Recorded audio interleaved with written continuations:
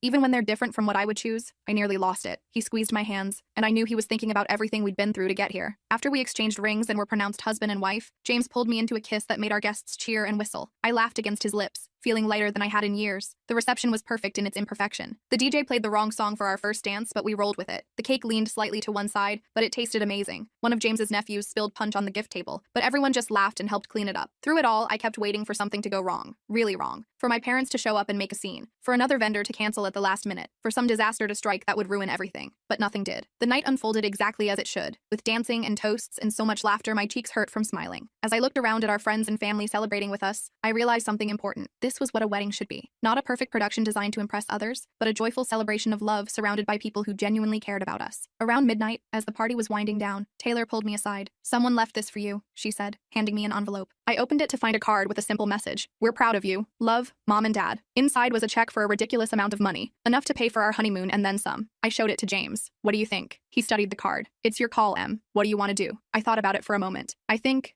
I want to cash the check and use it for our honeymoon. Not because I need their money, but because accepting it feels like accepting that they're trying to change. James nodded. "I support whatever you decide." I tucked the card into my purse, next to the little blue backpack keychain. Maybe someday I'd be ready to have a real relationship with my parents, one based on mutual respect rather than control and fear. Maybe they'd actually follow through on their promise to change, maybe not. But either way, I was okay. We left the reception in a shower of eco-friendly confetti, my choice, not my mother's. James's car was decorated with streamers and "Just Married" written on the back window. As we drove away, I looked back at our friends waving goodbye and felt a surge of gratitude. "Happy?" James asked, reaching for my hand. "Incredibly," I said, and meant it. We spent our wedding night in a boutique hotel downtown, not the fancy five-star place my parents had originally booked, but a quirky, artistic spot that suited us perfectly. In the morning, we'd leave for our honeymoon, 2 weeks in Japan, exploring Tokyo and Kyoto at our own pace, making decisions together as we went along. As I lay in bed that night, James sleeping peacefully beside me, I thought about the long journey that had brought me here, from that little girl afraid to choose a blue backpack, to a woman who had planned her own wedding her way. It hadn't been easy, and the road had been full of unexpected turns, but I'd made it. For the first time in my life, I was making my own choices without fear. I was living on my own terms, and it felt amazing. I didn't know what the future held for James and me, or for my relationship with my parents. But I did know one thing for certain. Whatever choices I made from now on would be mine. Not my parents. Not anyone else's. Mine. And that was the greatest wedding gift of all.